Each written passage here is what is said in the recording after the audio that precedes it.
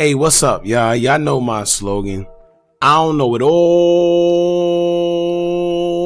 but I know what I've been through. Now, before we get into this video, please make sure you head on down to Instagram and follow us on our official Instagram page at hookahanonymous_. Alright, we're able to be a little more explicit, a little more uncensored, and share content freely without running the risk of having our channel terminated. So once again, make sure you head on down to Instagram and follow us on our official Instagram page at hookahanonymous_. Alright, now let's get into what you guys came here to see. Now, it's looking like it's trouble behind the scenes within the videographer world, where two popular bloggers from Chicago getting into it with each other has come upon us. One already established, and that person being 16ShotEmVisualz, and the other one is on the come up by the name of djutv. That was looking like all of this stemmed from a recent interview that 16 had with up and coming Chicago artist Bando KD, where he asked him about Charleston White, and Bando KD migrated to the conversation of djutv, where he expressed his dislike for allowing Charleston White to not only disrespect Chicago on his platform, but actually come to Chicago and do so upon a whole bunch of other things Charleston White said and did, during that interview. UTV is that before he let that man sit that gun up there like that, boy. What the fuck, boy? I would've got on this, boy. Ooh, goofy. Now, keep in mind that I said Bando KD was the one that brought up djutv, in the whole conversation, because we're going to get back to that. Now, djutv must have caught wind of the interview. Then he took to Facebook and responded by posting a picture of him in 16ShotEmVisualz, saying, quote, "Gonna tell my kids this was 50 Cent and Ja Rule." Now, let me tell y'all, it seems like it's harmless. It seems like he's even probably, showing some type of gratitude towards 16Shot, right? But let me tell you one thing, right? If you're gonna tell your kids this was 50 Cent and Ja Rule, then who's 50 Cent and who's Ja Rule? You see what I'm saying? Because let me tell you why all this correlates to each other. Because we all see how that whole situation played out. It went over a lot of people's heads, but if you pay attention, that comparison he made said a lot. If you know how the war between 50 Cent and Ja Rule went.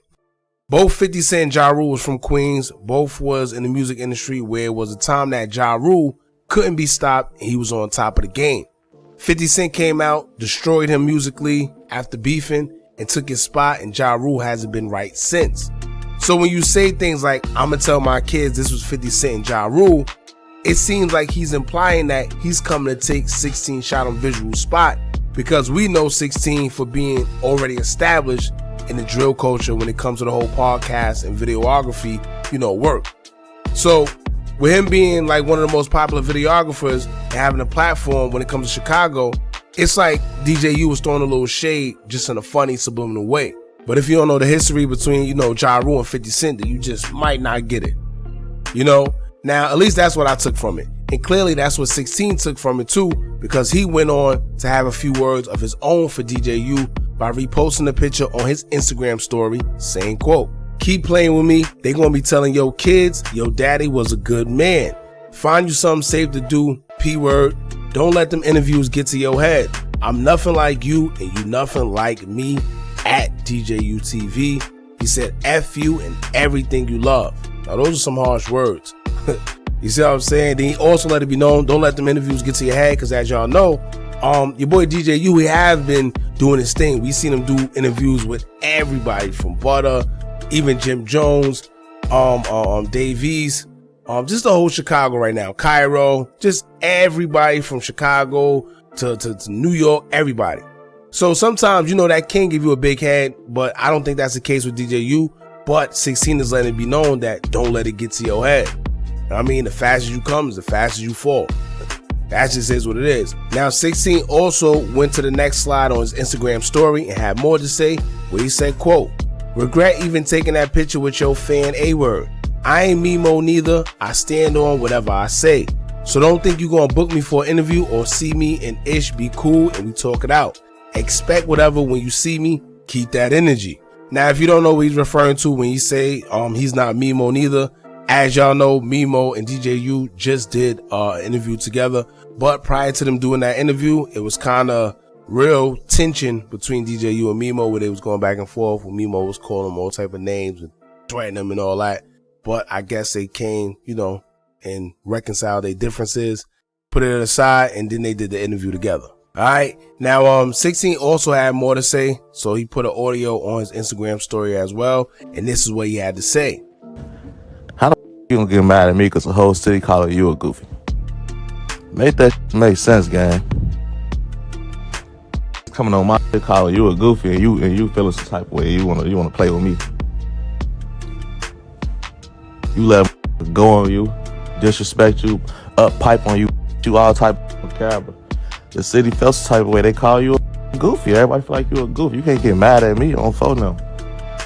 Out of all the people, I'm probably the one that said the least about you on phone now. Like, I just gave them the platform, but now you want to play with me. It's a goofy on phone now. You. Now, here's the thing, y'all. Remember when I told y'all to keep in mind that Bando KD was the one that brought DJU into it? It wasn't even 16ShotEmVisualz. So maybe DJU felt that 16 was being messy and trying to start something. However, it wasn't 16 that brought his name up. And DJU has to understand as well, a lot of people disagree with him bringing Charleston White to Chicago. I see what he's saying and why he did what he did and, you know, trying to bring a positive message. But nothing positive is going to come out of a situation like that, especially with Charleston White. You know, he has to understand the type of environment that he's in and the audience that he has within his platform. You know, DJU has a strong drill audience, a strong Chicago-based audience. And a lot of them don't agree with Charleston White and the things he say. Now, do Charleston White say some real stuff? Yes, he does. However, like I explained in the previous video, a lot of it gets drowned out by the blatant disrespect that comes with it. You can't say F somebody's dead homie and then try to put a positive message in the same conversation. It'll never work because now dudes aren't paying attention to the message, even if they was rocking with the message. All they know is that you just dissed their family member that's no longer here. Their friend that's no longer here, their father, their brother, their son, boyfriend, you know, that's no longer here. So they're not trying to hear that. And I keep trying to tell people that these guys that y'all call dead ops or dead homies, they have real family members and friends that are still out here. Some still grieving. Some people can't get over losing a friend. No matter how much they try to mask it, a lot of them can't get over losing a loved one.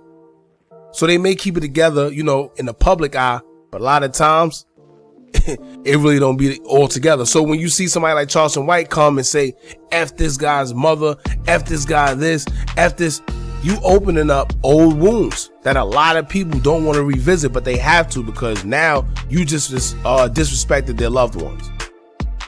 You know, then to make matters worse, Charleston White always make it seem like he could talk bad about Chicago. And then he's not afraid to go to Chicago.